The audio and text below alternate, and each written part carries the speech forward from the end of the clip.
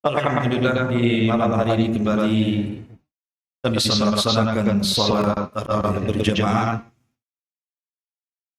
dan sebagaimana biasa ada faedah setelah tarawih masih membahas tafsir dari surah Al-Imran dan ada faedah yang kita akan jelaskan dari ayat yang kemarin kita bahas tentang perdebatan orang-orang Nasrani dan juga orang-orang Yahudi. Kata para ulama ketika bicara soal ayat itu, ulama tafsir mengatakan waqad ishtamalat hadhihi al-ayat ala nahi anil mahajati wal mujadalati bi ghairi ilmin. Ayat ini maksudnya ayat 65 dari surah Al-Imran. Di dalamnya terkandung larangan bahwa Islam sangat melarang seseorang melakukan perdebatan ataupun jidal tanpa ilmu. Ma'asyiral muslimin yang dimuliakan Allah Subhanahu wa taala, kenapa demikian? Karena melakukan perdebatan tanpa ilmu bisa mengeluarkan fatwa-fatwa yang menyimpang dan sangat bahaya dalam agama. Makanya kenapa kemudian Islam mengatur adab-adab perdebatan? Lalu apa saja adab-adab perdebatan ini? Bukan berarti kemudian berdebat dilarang secara mutlak, tidak. Karena Al-Quran juga banyak menceritakan tentang perdebatan, di antaranya bagaimana Ibrahim berdebat dengan Namrud. Tetapi ada poin-poin yang penting ketika kita berdebat, karena ini salah satu penyakit para talabatul ilmi, terutama orang-orang yang baru hijrah, orang-orang yang baru mengaji. Sementara ilmu pengetahuan mereka terbatas, baik soal akidah, soal ibadah, soal fikih dan yang lainnya. Terkadang mereka bisa berdebat dan bisa menyalahkan orang. Dan lebih parah lagi, terkadang berdebat di medsos pula, lawannya tidak jelas. Tapi di situ terkadang ada sebagian orang yang kotor lisannya kemudian mencaci maki di medsos. Ma'asyiral muslimin yang dimuliakan Allah Subhanahu wa taala. Yang pertama, ulama mengatakan di antara adab jidal itu adalah an-niyatus shadiqatu fi nusratil haqqi wa da'wah. Ketika kita berdebat itu harus ada niat yang jujur, bahwa dalam berdebat itu kita sedang menolong kebenaran dan kita sedang menyebarkan dakwah. Jangan sampai kemudian ketika berdebat kemudian timbul permusuhan di antara kita dan lawan debat kita. Akhirnya kemudian salah satu dari keduanya menolak kebenaran. Dan ini bahaya. Ini yang pertama. Makanya lihat bagaimana ada Imam Syafi'i, Muhammad bin Idris Asy-Syafi'i rahimahullah taala. Dia sampai mengatakan majadaltu aliman illa ghalabtu. Aku tidak pernah berdebat dengan orang alim manapun kecuali aku bisa mengalahkannya. Wa majadaltu jahilan illa ghalabani. Tapi tidak pernah aku berdebat dengan orang jahil kecuali orang jahil itu bisa mengalahkannya. Ya, bagaimana ucapan Imam Syafi'i? Kalau aku berdebat dengan orang alim, aku bisa mengalahkannya. Tapi kalau aku berdebat dengan orang jahil itulah yang mengalahkanku. Kenapa demikian? Karena biasanya yang ngotot itu orang jahil. Mereka tidak punya ilmu, tapi ngotot. Seolah-olah mereka di atas kebenaran. Itu tidak lain karena biasanya orang jahil ketika berdebat karena tidak ada niat yang jujur kalau dia sedang mempertahankan kebenaran ataupun sedang mendakwahkan hak. Yang ada hanya egonya saja, mempertahankan pendapatnya dan juga mempertahankan idenya saja. Ini yang pertama. Yang kedua, al-ilmu sahihul mustafad min kitabillahi wa min sunnati Rasulillah sallallahu alaihi wasallam. Di antara adab berdebat, orang itu harus punya pengetahuan.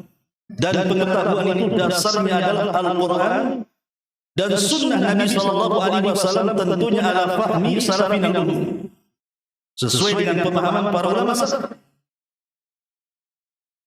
Kalau orang kemudian berdebat dengan ilmu, pasti orang itu akan mendapatkan istifadah dari orang yang berdebat. Pamannya, saya ingin berdebat dengan Anda. Saya ingin bahwa ketika terjadi perdebatan itu, saya ingin dapat ilmu yang saya tidak ketahui kecuali dari lawan debat. Makanya Imam Syafi'i rahimahullah ta'ala, apabila dia melakukan perdebatan, maka dia selalu berdoa kepada Allah Subhanahu wa ta'ala agar yang dimenangkan itu adalah lawan debat. Sebab kalau dia menang, dia tidak dapat istifadah, mengambil faedah dari ilmu yang sedang diperdebatkan. Tapi kalau dia kalah, maka dia punya pengetahuan. Contoh umpamanya, Imam Syafi'i rahimahullah ta'ala satu hari berdebat dengan seorang alim namanya Abu Ubaidah Al-Qasim bin Salam. Ketika itu berdua, Imam Syafi'i dan Abu Ubaidah ini memperdebatkan soal kalimat Al-Qur'an dalam masalah talak, di mana Allah Subhanahu wa taala berfirman, wal mutallaqatu yatarabbasna bi anfusihinna thalathata quru. Dan orang-orang atau wanita-wanita yang diceraikan, wanita-wanita yang ditalak, dan dia wanita haid, maka masa iddahnya adalah 3 quru. Apa maksudnya 3 quru? Kalimat quru ini menjadi perdebatan para ulama. Ada yang mengatakan maknanya haid, ada yang mengatakan tuhrun minal haid. Maksudnya kalau ada seorang wanita diceraikan, maka dia tidak boleh menikah lagi sampai dihabiskan masa iddah. Dan masa iddahnya ada yang mengatakan dengan 3 kali haid. Dalam pendapat yang lain suci dari 3 kali haid. Lah Imam Syafi'i rahimahullah ta'ala berpendapat al-qur'u itu adalah haid. Sementara Abu Ubaidah Ibn Salam, Abu Ubaidah Al-Qasim bin Salam ini berpendapat bahwa al-qur'u itu adalah bersih dari haid. Maknanya kalau quru itu bersih dari haid berarti ada tambahan haid. Kalau haid umpamanya 5 hari, berarti kalau bersih dari haid bisa 6 sampai 7 hari. Berdebatlah dua orang ini, Imam Syafi'i dan Abu Ubaidah ini, dengan perdebatan yang sangat sengit disaksikan murid-murid ini. Cuma luar biasa, di akhir dari perdebatan ini, tiba-tiba kemudian Imam Syafi'i rahimahullah ta'ala mengambil pendapat Abu Ubaidah Al-Qasim bin Salam, dan Abu Ubaidah Ibn Qasim As-Salam justru mengambil pendapat Imam Syafi'i. Dibalik. Lah itu debat benar namanya, dapat istifadah di sini kan.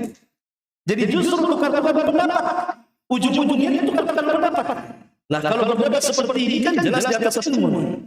Kita dapat faedah dari orang yang kita debat dan dia mendapat faedah dari kita yang berdebat. Itu tidak lain karena perdebatannya di atas ilmu. Lah kalau perdebatannya debat sambal, debat kusir, mana ada yang ada ngotot-ngototan setumbuk-tumbukan jadi. Maka debat itu harus di atas ilmu. Kemudian yang ketiga kata para ulama, raddul ikhtilaf ila kitabillahi wa sunnati Rasulillah sallallahu alaihi wasallam. Setiap perselisihan harus dikembalikan kepada Al-Qur'an dan Sunnah. Setiap perselisihan apapun harus dikembalikan kepada Al-Quran dan Sunnah. Maka dalam dunia perdebatan juga sama. Jadi hujah yang harus kita kemukakan harus dari Quran dan dari Sunnah Nabi SAW berdasarkan firman Allah Azza wa Jalla, fa in tanaza'tum fi syai'in, ya syai'in nakirah tufidu al-umum. Apabila kalian berselisih dalam sebuah perkara apa saja, mau perkara dunia mau perkara akhirat, farudduhu ila Allah wa Rasul, kembalikan kepada Allah dan Rasul. Sebab kalau berdebat tidak dikembalikan kepada Allah dan Rasulnya, tidak akan ada ujungnya perdebatan. Tapi kalau sudah ada atokannya tidak keluar dari Al-Quran dan Sunnah, pasti akan ada ujung penyelesaian kebenaran. Ini yang ketiga. Yang keempat, taqdimun naqli wa nususihi 'ala al-aqli wa dhunnihi. Harus mendahulukan nas. Dalam berdebat itu harus mendahulukan nas, bukan akal. Terkadang dibutuhkan dalam dunia perdebatan, tapi akal yang tidak menyelisih Al-Quran dan Sunnah. Contoh namanya, sering saya ceritakan kepada antum perdebatan Imam Abu Hanifah dengan seorang pembesar ateis. Abu Hanifah rahimahullah ta'ala ketika dia masih kecil. Sementara orang ateis ini memang biasa berdebat. Lah satu hari kemudian Abu Hanifah ini meminta izin kepada gurunya agar dia mendebati lawan debat. Dan akhirnya gurunya mengizinkan. Alasannya kata Abu Hanifah, kalau dia mengalahkan saya, ya wajar, saya kan anak kecil. Tapi kalau saya bisa memenangkan perdebatan itu, yang bangga bukan aku tapi engkau anak guruku. Lihat, sama muridku saja sudah kalah, apalagi sama aku kan begitu bahasanya. Lah ketika itu Abu Hanifah kemudian berangkat dan disaksikan oleh wali gubernur di daerah itu. Berangkat Abu Hanifah. Masalahnya Abu Hanifah telah jadwal, harusnya pagi datang pula sore. Karena harus melewati sungai. Sebenarnya Abu Hanifah bisa saja datang cepat gitu. Tapi Abu Hanifah ada skenario lain untuk berdebat. Ketika kemudian manusia sudah berkumpul, Abu Hanifah ketemu dengan orang ateis ini. Orang ateis ini kan mengingkari ketuhanan. PKI bahasa kita. Tidak ada tuh. Bagi mereka hidup dan mati itu hanya waktu saja. Atau Al-Quran menyebutnya dahriyun. Akhirnya ketika kemudian Abu Hanifah diprotes dan mengatakan, ya Abu Hanifah, engkau akan menjadi imam kaum muslimin. Dalam masalah amanah waktu saja kau tidak tepat, harusnya kau datang pagi, kenapa kau datang sore? Abu Hanifah mengatakan, demi Allah, aku bisa saja datang sesuai dengan jadwal. Masalahnya ketika perjalananku dari rumah kemari, sebelum aku menyeberang sungai dengan perahu itu, aku melihat peristiwa yang menjadikan aku terpukul dengan peristiwa itu. Inilah yang menjadikan aku telah datang. Maka seorang ateis mengatakan, kadzabta dusta engkau. Kalau begitu ceritakan apa peristiwa itu. Maka Abu Hanifah menceritakan begini, bahwa di pinggir sungai itu ada pohon. Aku saksikan pohon itu, tiba-tiba pohon itu tumbang sendiri. Setelah tumbang sendiri, terpotong-potong sendiri. Setelah terpotong-potong sendiri, terserut sendiri. Setelah terserut sendiri, terpasang jadi perahu sendiri. Tiba-tiba aku naik di atas perahu, perahu ini jalan sendiri sampai ke ujung. Apa kata orang ateis ini? Engkau ini dusta di atas dusta. Mana ada pohon yang tumbang sendiri, terpotong-potong sendiri, terserut sendiri, tiba-tiba terpasang jadi perahu sendiri dan jalan sendiri. Kadzabta dusta engkau. Sebenarnya Abu Hanifah ingin mengatakan, ini belum berdebat, ini baru berdebat ini. Dia sudah mematahkan hujahnya orang ateis. Kenapa? Kalau pohon saja tidak mungkin tumbang kecuali ada yang numbang. Tidak mungkin terpotong kecuali ada yang motong-motong. Tidak mungkin terserut kecuali ada yang menyerut. Tidak mungkin jadi kapal kecuali ada yang buat. Tidak mungkin jalan sendiri sudah ada kodanya. Macam mana alam semesta? Tidak mungkin kemudian langit bumi tidak ada yang mengatur. Ujung-ujung ada begitu. Mustahil.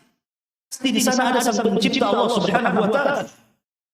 Lah, Abu Hanifah memang orang yang paling cerdas akalnya, maka disebut ashabur ra'in, ulama yang punya pengetahuan akal yang luar biasa. Lah, akal yang seperti ini tidak ada masalah, karena tidak keluar daripada koridor nas Al-Quran dan Sunnah.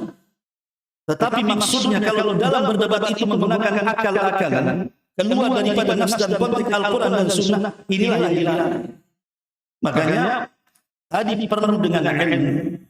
Ini yang keempat. Yang kelima, at-tahalli bi akhlaqil islamiyyatil 'aliyati asna'al jidal min al-qawlil muhadzab wa ihtiramul akhar. Harus ada akhlak dalam berdebat. Kadang orang berdebat itu, kalau seandainya lawan debatnya tidak menerima pendapat kita, langsung kita tuduh bahwa engkau ini tidak mau menerima kebenaran. Kok bisa kalau Allah ngomong begitu? Dan ada itu orang kalau berdebat, orang itu tidak menerima pendapat kita, langsung kita tuduh orang ini tidak mau kebenaran. Ikhwan, ini tidak berakhlak orang seperti ini.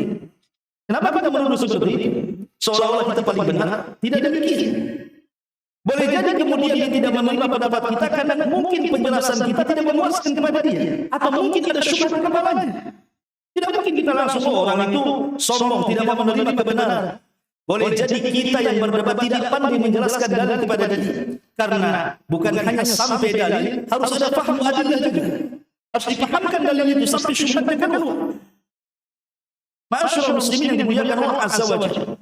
Maka tidak boleh kita langsung menuduh seperti ini. Mengatakan orang ini menolak kebenaran.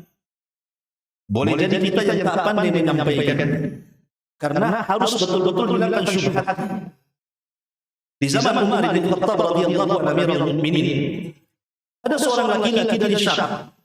Laki-laki ini suka menabrak-nabrakan satu ayat mutasyabihat dengan ayat yang lain. Pokoknya orang itu dibuat bingung. Ditabrak-tabrakan satu ayat dengan ayat yang lain. Datang dia ke Madinah. Tiba-tiba kemudian masuk ke pasar. Akhirnya kemudian heboh di pasar itu. Dia berdebat dengan orang pasar, kemudian ditabrak-tabrakan ayat satu dengan yang lainnya, seolah-olah bertentangan. Ya karena yang dilawan orang awam, ya akhirnya terjadi kebingungan. Sampailah perkara ini kepada Umar bin Khattab radhiyallahu anhu. Maka dipanggil orang ini di hadapan Umar. Kemudian kata Umar bin Khattab, apa yang Anda maksudkan? Kenapa Anda bertanya kepada orang jahil? Tanya kepada orang mana? Kemudian Umar mengatakan ayat yang mana yang bertentangan? Akhirnya kemudian disebutkan ayat ini bertentangan dengan ayat itu. Ayat ini bertentangan dengan ayat itu. Beberapa masail dia kemukakan di hadapan Amirul Mukminin. Umar ini cerdas. Akhirnya oleh Umar diluruskan bahwa tidak ada ayat yang bertentangan satu dengan yang lain. Sebab law kanat min indi ghairillah lawajadu fihi ikhtilafan katsira. Kalau Quran itu bukan datang dari Allah, pasti akan banyak perbedaan di dalamnya. Quran ini datang dari Allah, tidak mungkin satu dengan yang bertentangan. Maka Umar menjelaskan dengan sejelas-jelas. Akhirnya dia terdiam. Kemudian Umar bin Khattab radhiyallahu anhu masih ada syubhat lagi di kepalamu. Kemudian Umar mengatakan, datangkan tongkat. Kalau masih ada syubhat di kepalamu, pukul kepalamu. Biar keluar syubhatnya. Dia mengatakan sudah tidak ada syubhat lagi di kepala. Lah, contoh seperti ini, berdebat itu mengeluarkan syubhat dari orang. Nah, makanya penting juga kalau orang itu harus punya ilmu dan punya at-tahalli bi akhlaqil islamiyyatil 'aliyah. Betul-betul punya akhlak yang benar saat berdebat. Kemudian juga yang keenam, antakuna ghayatuhu idharul haq. Memang ujung dari perdebatan itu adalah mencari kebenaran. Kalau antum berdebat tidak dapat faedah, ngapain berdebat? Tinggalkan saja. Karena tidak semua orang itu harus diperdebatkan begitu. Kalau tidak ada faedah, ngapain? Karena akan mewariskan kebencian, permusuhan, hasad, macam-macam penyakit hati muncul dalam diri. Kurang tidur, mikirin, ngapain kemudian kalau tidak ada faedah? Makanya kenapa kemudian Islam itu sangat melarang dalam berdebat itu? Karena banyak hal. Satu, bisa menghilangkan berkah. Di zaman Nabi SAW pernah mendapatkan wahyu dari Jibril tentang tanggal Lailatul Qadar. Ya Rasul sudah tahu Lailatul Qadar itu tanggal sekian. Itu diberitahu oleh Jibril dari Allah Subhanahu wa taala. Saking senangnya Rasul keluar dia. Di tengah jalan Rasul disibukkan dengan dua orang yang berdebat. Entah apa perdebatan sampai kemudian keduanya mengangkat suara di atas suara Nabi. Dan Nabi SAW berusaha melerai dua orang sampai akhirnya kemudian selesai. Dan keduanya saling minta maaf. Dari sini Rasul lupa bahwa dia akan memberitahu tanggal Lailatul Qadar. Balik lagi dia. Sejak itulah Nabi SAW dilupakan tanggal Lailatul Qadar. Makanya Nabi SAW mengatakan, carilah Lailatul Qadar itu di 10 malam terakhir Ramadan. Coba bagaimana kalau seandainya tidak ada orang berdebat, tentu kita sudah tahu tanggalnya. Tapi gara-gara orang berdebat hilang berkahnya. Akhirnya tidak tahu malam Lailatul Qadar itu malam apa. Sampai Aisyah radhiyallahu anha ditanya soal Lailatul Qadar, dia mengatakan Lailatul Qadar itu sama dengan Ismul A'zam fi Asma'il Husna. Lailatul Qadar itu sama dengan Ismul A'zam, nama Allah yang agung yang kalau kita berdoa pasti mustajab. Kata Aisyah radhiyallahu anha, kita tidak tahu Ismul A'zam, nama Allah yang agung kalau kita berdoa pasti mustajab, kalau kita meminta pasti diberi. Kita tidak tahu yang mana satu dari 99 nama itu. Bisa saja Allah, bisa saja Al-Hayy, bisa saja Al-Qayyum, bisa saja Ar-Rabb. Kita tidak tahu yang satu mana. Yang jelas bahwa kita dituntut mencari. Nah, sebagaimana Allah sembunyikan Ismul A'zam dalam Asmaul Husna, begitu juga tanggal Lailatul Qadar dalam malam Lailatul Qadar. Ini yang pertama, bayangkan gara-gara perdebatan hilang berkah Lailatul Qadar. Yang kedua, bahaya berdebat ini ikhwatu fillah Allah Subhanahu wa taala. bisa mewarisi penyakit hati. Betapa banyak orang-orang yang kalah berdebat sakit hati dia. Ada seorang ahli bahasa, saya lupa namanya, itu mati gara-gara joglan. Bahasa Arab joglan itu gara-gara gondok dalam hati. Dia berdebat soal bahasa, akhirnya kalah. Akhirnya kemudian kepikiran sakit mati dia. Bayangkan, bisa melahirkan penyakit hati. Makanya lebih baik belajar daripada berdebat. Buat apa? Belajar. Bahkan kalau kita melihat bagaimana adabnya Imam Syafi'i dengan Yunus, Yunus ibn As-Sulafi. Jadi Imam Syafi'i rahimahullah taala satu hari dia berdebat dengan muridnya namanya Yunus ibn Abdul A'la. Nah, Yunus ibn Abdul A'la As-Sulafi rahimahullah taala. Ini namanya guru dengan murid. Imam Syafi'i gurunya Yunus ibn Abdul A'la As-Sulafi ini muridnya. Entah masalah apa berdebat ini. Akhirnya kemudian Yunus sampai emosi, Yunus ibn Abdul A'la sampai emosi mengangkat suara di hadapan Imam Syafi'i, dan selepas berdebat itu dia tidak mau datang lagi ke majelisnya. Ya. Gara-gara berdebat, enggak mau lagi datang ke majelisnya. Rupanya tradisi seperti ini banyak di ikhwan-ikhwan. Tidak suka dengan ustaznya dan hadir dia. Sedap apa itu? Bayangkan. Akhirnya diharapkan itu. Besoknya Imam Syafi'i rahimahullah taala datang kepada muridnya. Ada kata-kata yang bagus yang ingin saya sampaikan dari perkataan Imam Syafi'i. Apa kata beliau? Beliau mengatakan la tuhawil intisar fi kulli ikhtilaf. Kata Imam Syafi'i rahimahullah taala, kamu jangan terus berusaha supaya setiap perselisihan harus menang. Tidak semua perselisihan harus menang. Tidak semua perdebatan itu harus kita yang menang. Terkadang kita kalah, terkadang orang lain menang. Jangan kemudian egonya ditinggikan. Fa'ahyanan, terkadang kasbul qulub aula min kasbil mawaqif. Terkadang memberikan ketenangan kepada hati orang yang kita ajak berdebat itu lebih utama dibandingkan kita mempertahankan pendapat supaya orang itu mendapatkan pendapat kita. Artinya apa? Tidak semua kita paksakan ide kita itu dikonsumsi orang. Kemudian kata Imam Syafi'i rahimahullah taala, la tahdamil jusur allati banaitaha wa 'abbartaha. Farubbama tahtajuha lil awlati yawman. Janganlah kau putuskan jembatan yang sudah kau bangun dan kau jalani di atasnya. Nanti pada satu hari kau juga butuh dengan jembatan itu.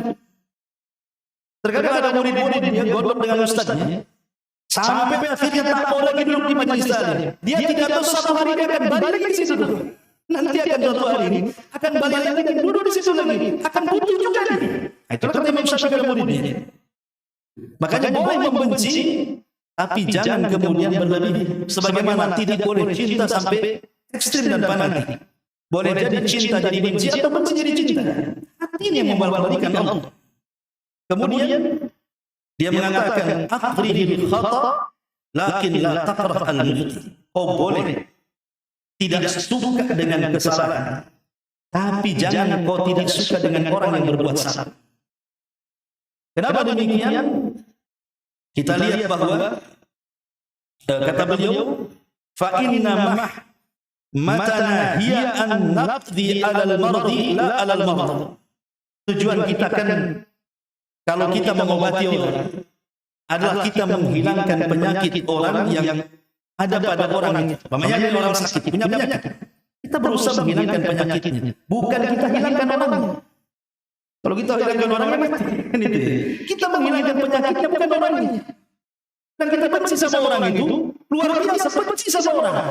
Ingat ikhwan, ainul ghadab, mata orang yang marah dan benci itu semuanya jelek di mata dia, walaupun ada segudang kebaikan. Tetapi ainul ridha, mata orang yang cinta walaupun dia segudang kesalahan, dia dianggapnya baik saja. Begitulah mata manusia itu. Kadang-kadang satu kesalahan, semua kebaikan hilang. Tapi kalau sudah mata cinta, sebenarnya dia banyak salah, kebaikannya sedikit. Itu pula yang dibangga-banggakan. Maka itulah Bagaimana Imam Syafi'i rahimahullah taala mengajarkan kepada kita akhlak dalam berdebat di sini.